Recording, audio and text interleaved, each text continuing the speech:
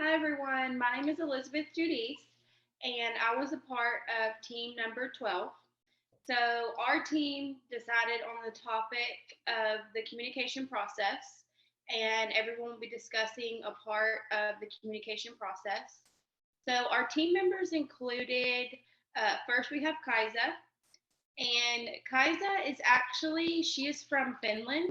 So while we were discussing the communication process and how to communicate effectively, Kaisa was actually 8 hours ahead of us in Finland. So we had to figure out the best way to make sure she was included in everything.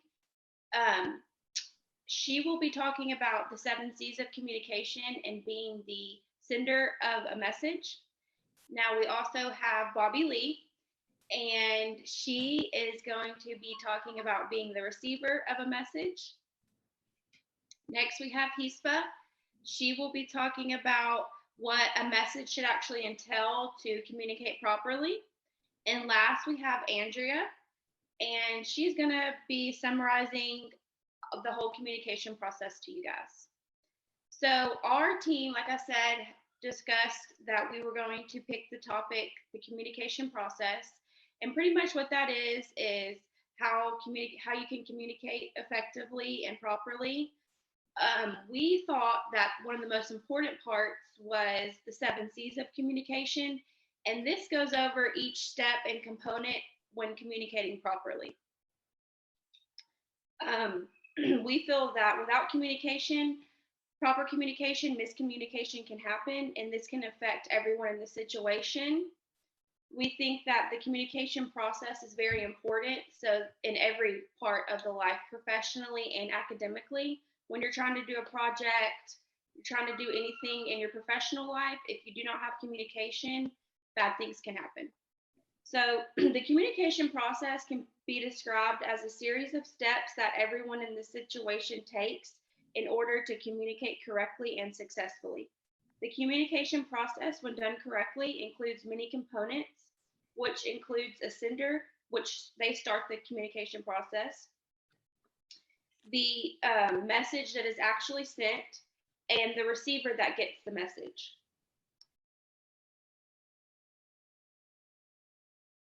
This process can be done in many different ways. You can communicate through emails, writing letters, using your voice, or even body language as a form of communication. The communication process we've discovered as a team is very essential to understanding so that communication can be done successfully and no misunderstandings happen. So, as a team, we've also talked about how communication is really key whenever you are working or studying. So, for this project now, I'm going to be passing these keys on to Kaisa. Thank you, Elizabeth. So, the sender of a message is the person who initiates a message, so who starts the whole communication process. And the goal of a sender is to deliver a message to a receiver, which Bobby Lee is going to talk about the receiver part. The sender may be a writer, a speaker, or one who simply gestures. In a communication process, the sender is responsible to choose the right format or channel to convey the message. It can be, for example, a letter, an email, oral presentation, or something else. The sender needs to figure out what is the best way, or like what is the best channel to for them to like convey their message, and what's the best channel for their purpose. And depending on the channel they choose, there are different things to take into consideration. For example, if someone's giving a speech, they also have to think about nonverbal gestures and body language. Whereas if it's a written message, for example, a letter, they don't have to worry about any of that because it's just all on a paper. Even though there are different types of messages or channels, the sender can follow some kind of guidelines so that they can communicate effectively. So there's this guide, like a list. It's called the 7 C's of Communication, and I think it's a great guide, and it helps to communicate in the most effective way. So the 7 C's of communication are clear, concise, concrete, correct, coherent, complete, and courteous. And so the first one, clear. The sender should make sure that the message is easy to understand and that there is a clear meaning or like a purpose for the message. Because if there's no purpose, it's almost like a waste of time. For example, to have a meeting without a purpose. Secondly, it is important to stick to the point and keep it brief, because no one wants to read a 6-page letter or something else if the sender could have written it in like 1 page. The third C, which means concrete, it means that when a message is concrete, the audience has a clear picture of what you're trying to say.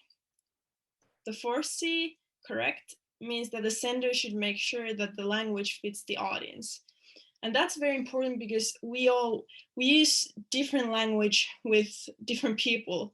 Like if I'm talking to a child or my best friend or my boss, of course, like I use very different language with each of them. So for example, if you need to convey a professional message, it's very important to use professional language and make sure that there's no grammar mistakes. Whereas if you're texting your best friend about an idea, it doesn't really matter how you say it or if there's some mistakes, because they just need to understand what you're trying to say, and that's all. Next, the fifth C, the communication should be coherent, which pretty much means that the communication is logical, so that it's easy to follow.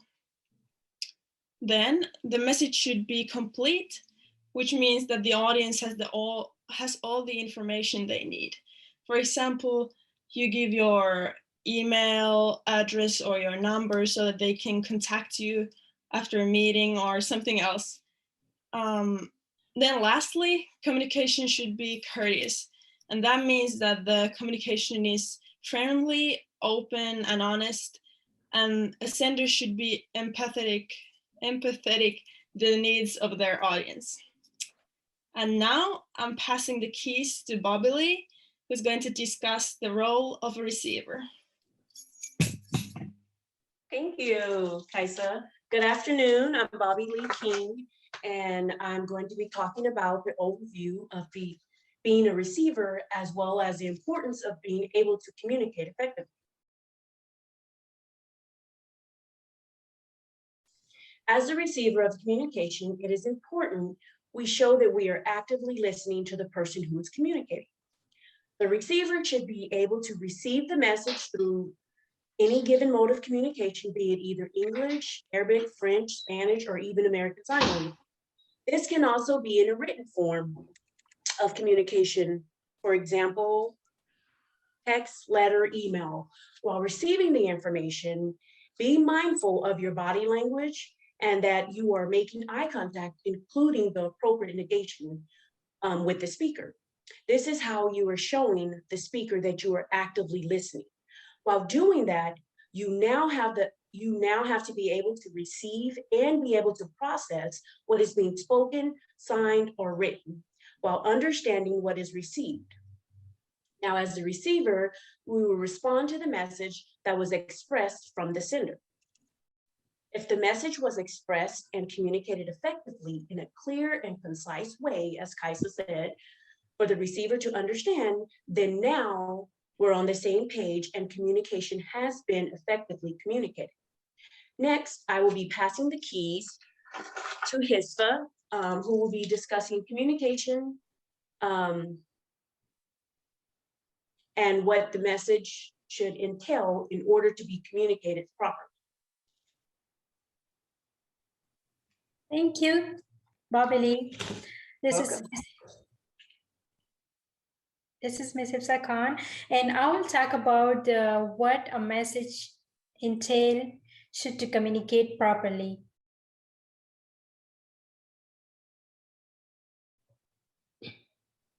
So the efficient message is about more than just exchanging information, or it's all about understanding the emotion and intention behind the information. So being able to be clearly convey a message, you need to also listen and make the other person feel heard and understood.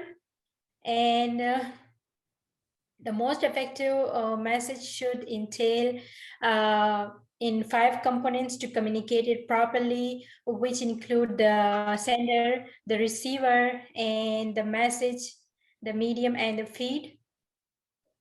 The sender is have some reasonable communication, for example, a common request, an idea, question, and that's how she want to present to other. And for the receiver, the person to whom a message is directed, to understand and knowledge from the sender. And for the message her content in the information that is additional subtext in often conveyed through visual communication and tone of the voice. And the medium is mean by which the message is transmitted. And the feedback is the final point, which is when the message has been successfully transmitted to received and understood. And in order for those two individuals to communicate it properly, the sender and the receiver should able to encode and decode the message with the communication. And the communication between two individuals should have a sender and a receiver. The sender should convey a message, the right information, and they should have the medium and a clear channel in which the message is transmitted. So being the part of the communication, the feedback from the receiver to let the sender know that the communication has been received and decoded as intended, and communication between happen two people like a telegraph in the early days through the message, the sender and the receiver should understood what the communicate is being exchanged between them. So I'm going to passing my keys to Andrea, and she will talk about the communication process and how the miscommunication can occur. Thanks, Hibsa. So I'm going to summarize this communication process with the fact that whether you're using emails, phone calls, letters, texts, signs, social media, the possibilities are endless. Whether verbal, nonverbal, written, or visual, communication is essential in the exchange of information. However it is done, it should be done effectively. How do we do that? Who is our audience? What are the points that we're trying to make? What if we don't know how to get that point across? Or even worse, what if we're boring? Whether you're speaking to one person or a crowd of 100, communication is key.